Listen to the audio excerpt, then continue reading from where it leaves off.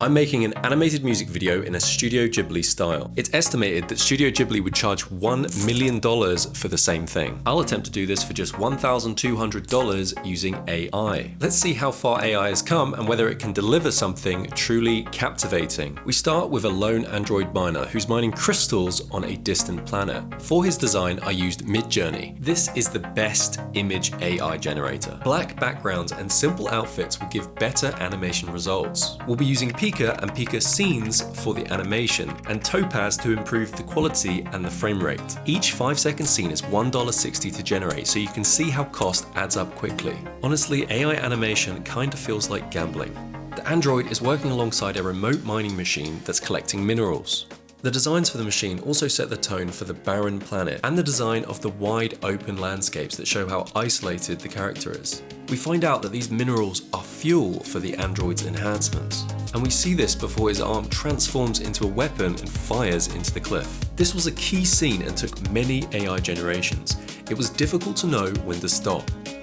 He's doing this to reveal the giant mineral hidden inside, but I did have to add a smoke green screen effect because it wasn't clear that the cliff had collapsed and turned into rubble. Next question was, where was he going to live on this planet? And originally it was supposed to be inside of a mountain, but I wasn't clear enough with the prompt. I wasn't happy with the original generations because it looked messy, so I kept generating until I had an amazing view with stylish interior. When you're piecing together a scene, you have your scene background, you have your characters, and then you have any other asset you'd want to include in that video.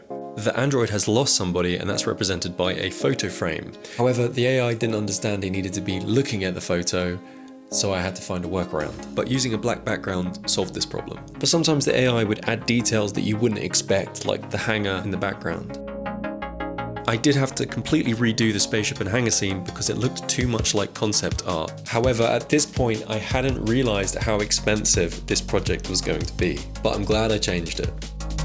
Instead of going light speed, he goes for a rift and ends up on the other side of the galaxy. The ship has become damaged in the process and he crashes toward a dense jungle planet. The ship looks slightly inconsistent during the crash, but the generated scenes were good. And after a while of generating animations, you'll notice that most are very distorted. So when you get a clip that's good, sometimes it's best to move on to the next before you spend your whole budget on a crash sequence that already has usable shots. Perfection with AI is possible to attain, but it's also expensive and requires a lot of experimentation. This was not a bad place to crash land, but also not nice enough that you would never want to leave it.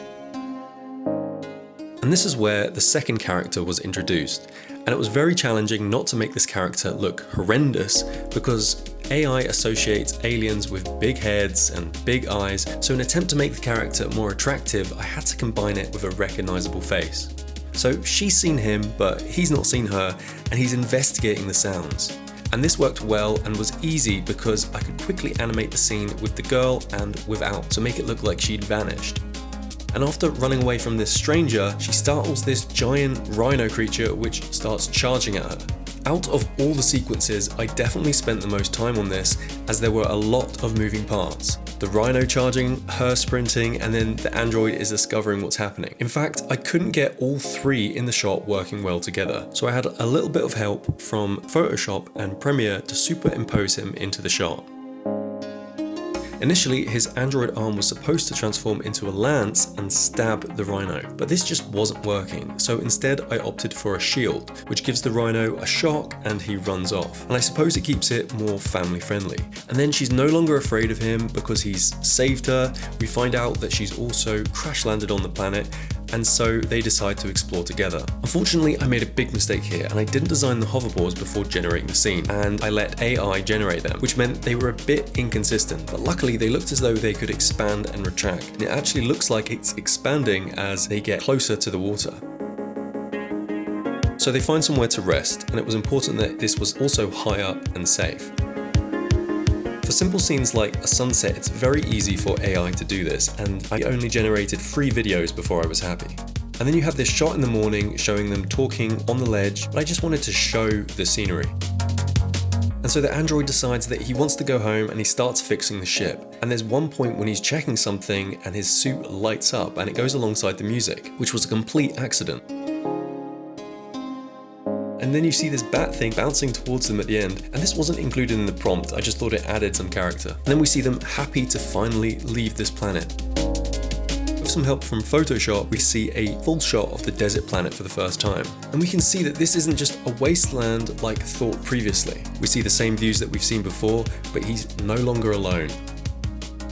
For the music, the vocals were sent from Colleen Crawford, and she doesn't know this, but she'll be getting 50% of the royalties. So let's see what we can do to get the plays up.